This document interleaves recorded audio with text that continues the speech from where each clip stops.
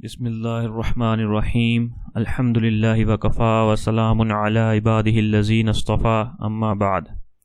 آپ صلی اللہ علیہ وسلم نے اس امت کو ایسی دعائیں بتائیں جو پڑھنے کے اعتبار سے انتہائی آسان، سادہ اور مختصر ہیں، لیکن اجر کے اعتبار سے بہت بڑی ہیں۔ ان دعاؤں میں دنیا اور آخرت دونوں کے نفع پوشیدہ ہیں۔ یہ کلمہ بھی پڑھنے کے اعتبار سے انتہائی آسان، سادہ اور مختصر ہے، لیکن اس پر اللہ رب العزت 20 لاکھ نیکیاں عطا فرمائیں گے۔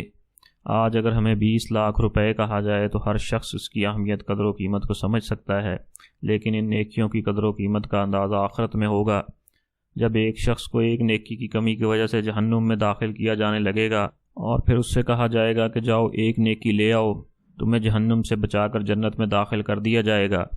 وہ اپنے والدہ، والد، بہن، بھائی، بیوی، بچے سب کے پاس جائے گا، رشتہ دار، دوست، احباب، لیکن کوئی بھی اسے ایک نیکی دینے پر آمادہ نہیں ہوگا، کیونکہ وہ دن ہی ایسا ہوگا۔ اس دن حضرت عیسیٰ علیہ السلام بھی اللہ رب العزت سے یہ عرض کریں گے کہ یا اللہ، آج میں اپنی ماں مریم کا بھی سوال نہیں کرتا، تو پھر ہم جیسوں کی کیا حیثیت اور اوقات ہوگی۔ آج وقت ہے، کل نہیں ہوگا۔ دنیا آخرت کی کھیتی ہے۔ حضرت عبداللہ رضی اللہ تعالیٰ عنہ سے روایت ہے، رسول اللہ صلی اللہ علیہ وسلم نے ارشاد فرمایا کہ جو شخص لا الہ الا اللہ وحدہ لا شریک لہ احدا صمدا لم یلد ولم یولد ولم یکن لہ کفوا احد کہے، اللہ رب العزت اس کے لیے 20 لاکھ نیکیاں لکھیں گے۔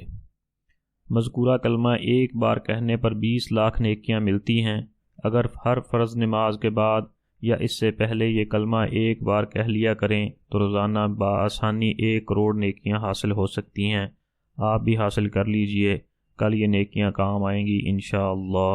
اللہ رب العزت مجھے بھی اور پوری امت مسلمہ کو آپ صلی اللہ علیہ وسلم کی ان بتائی ہوئی دعاؤں کو پڑھنے کا اہتمام نصیب فرمائے، اور آپ صلی اللہ علیہ وسلم کے طریقوں کے مطابق اللہ رب العزت کے حکموں کو پورا کرنے کی توفیق نصیب فرمائے۔ آمین۔